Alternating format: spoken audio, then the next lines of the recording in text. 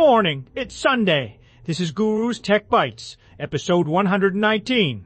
First up, there's this whole thing about how Google killed off RSS feeds, which is crazy because I used to use those to track blogs about chicken recipes.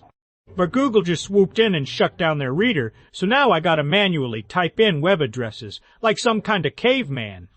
It's like when Microsoft forces an update right in the middle of a rerun and your screen goes blue, and you're just sitting there in the dark. They just take stuff away from you. Second, I'm reading about something called Diátaxis, which is apparently some way to organize your documentation so people actually understand it. You know what this reminds me of? The time I tried to organize the garage by putting all my empty beer cans in a neat little pyramid, but then I realized the lawnmower was trapped underneath. Anyway, this thing separates tutorial from reference stuff, which makes sense because whenever I read a manual I just end up more confused. Okay, that's something.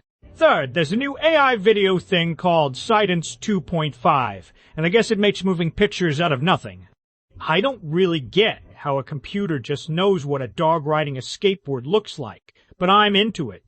It's kinda like when Stewie built that machine, except this one just makes weird videos instead of nearly destroying the universe.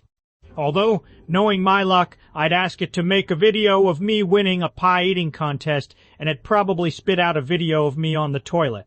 And finally, it turns out AI financial advice is actually pretty good, especially if you ask it the right questions.